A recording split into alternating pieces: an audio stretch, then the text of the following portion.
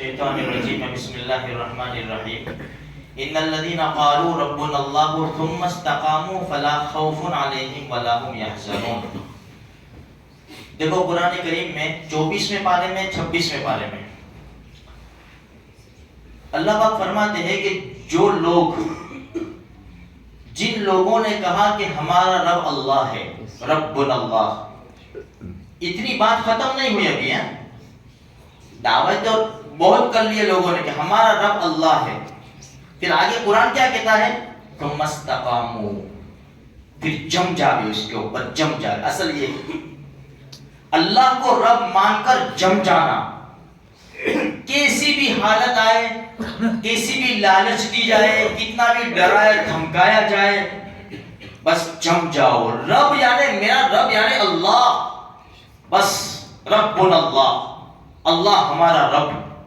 رضیت باللہ ربا، ہم راضی ہیں اللہ کو رب مان کر. قرآن یہاں یہ کہتا ہے ان الذین قالوا ربنا اللہ ثم استقاموا. پھر آگے بشارت کیا ملتی ہے؟ فلا خوف علیہم ولا هم یحزنون.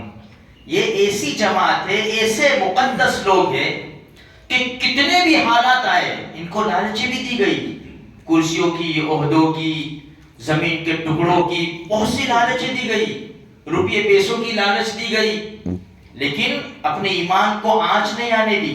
نہیں، بس ہم جمے ہوئے. صحابہ کرام جب پکڑے جاتے تھے کتنی بڑی بڑی لالچیں دی جاتی تھی، یہاں تک کہ آدھی حکومتوں کی لالچ دی گئی. فرمایا پوری حکومت دیوے نے پھر بھی ہم اللہ کو رب مان کر نہیں چھوڑیں گے. ہمارا رب تو اللہ ہی ہے. بس ایسے لوگ ہیں ان پر اب کوئی خوف نہیں ہے، نہ کوئی غم ہے، نہ دنیا میں نہ آخرت میں. قرآن آگے بشارت کیا دیتا ہے؟ اولئک اصحاب الجنہ، یہی لوگ جنتی ہے. سفیان ثقفی رضی اللہ تعالیٰ عنہ اللہ کے رسول صلی اللہ علیہ وسلم کے پاس تشریف لائے اور ہمارے نبی سے کہا کہ اے اللہ کے پیارے رسول، مجھے اسلام کے بارے میں ایسی بات بتا دو کہ آپ کے بعد کسی کو پوچھنے کی نوبت نہ آئے. کتنا بڑا سوال ہے، کتنا اہم سوال ہے. اب جواب کتنا بڑا ہونا چاہیے تھا کہ اسلام کی ایسی بات بتا دو کہ آپ کے بعد مجھے کسی کو پوچھنے کی نوبت نہ آئے. ہمارے نبی نے جواب کیا دیا؟ قل رضیت باللہ ربا ثم استقم. اتنا جواب دیا. تو پھر کہ میرا رب اللہ ہے، میں اللہ کو رب مان کر راضی ہوں. پھر فرمایا ثم استقم، پھر جم جاؤ اس کے اوپر. بس ہمارے نبی کے دو الفاظ میں اتنا بڑا جواب آ گیا. یعنی حالات آئیں گے، مصیبتیں آئے گی، پریشانیاں آئے گی، کیونکہ تو نے رب مانا ہے اللہ کو، اور جن لوگوں نے اللہ کو رب مانا ہے ان کے اوپر حالات آئے ہیں. خود ہمارے نبی کریم صلی اللہ علیہ وسلم کے اوپر بے شمار حالات آئے. ہمارے نبی کو لالچ نہیں دی گئی. کتنا مال چاہتے ہو محمد، کتنا مال چاہتے ہو؟ سارا عرب کا مال اکٹھا کر دیں گے. محمد کسی اچھی لڑکی سے شادی کرنا چاہتے ہو؟ عرب کی اچھی سے اچھی خوبصورت لڑکی آپ کے قدموں میں ڈالیں گے. بادشاہ بننا چاہتے ہو؟ ہم آپ کو بادشاہ بنانے کے لیے تیار ہے، لیکن یہ مت کہو کہ میرا رب اللہ ہے. اللہ کے رسول نے کیا کہا؟ کچھ بھی منظور نہیں ہے. ایک ہی بات ہے. چچا ابو طالب سے یہی کہا نا، ایک ہاتھ میں چاند سورج رکھ دے، دوسرے ہاتھ میں چاند رکھ دے، پھر بھی میں اپنا کام تو کروں گا.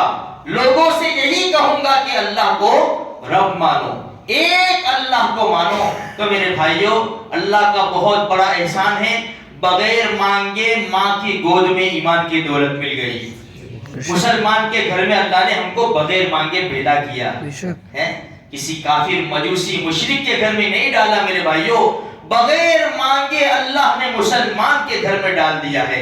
اب اپنے اللہ کا شکر ادا کرو اور اپنے آپ کو پکا سچا مسلمان بنا کر اللہ کو دکھاؤ کہ رب تیرے احسان ہے، کہ تو نے مجھے بغیر مانگے مسلمان کے گھر میں ڈالا ہے، آج بھی میں مسلمان ہوں، اور جب اس دنیا سے جاؤں گا پوری زندگی ایسے کام کروں گا کہ جب اس دنیا سے جاؤں گا تو میری زبان کے اوپر کیا ہوگا؟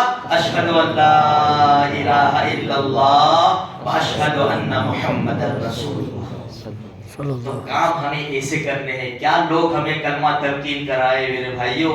ہمارا جب دنیا سے جانے کا وقت ہو تو کلمہ تلقین کرا دیں نا، لا الہ الا اللہ محمد رسول اللہ۔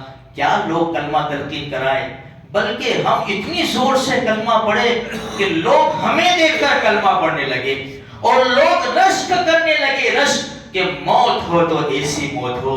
اللہ مجھے آپ کو سارے مسلمانوں کو پکا سچا مسلمان بنائے، زندہ رکھے تو اسلام پر زندہ رکھے، اور موت دے تو ایمان پر خاتمہ نصیب فرمائے۔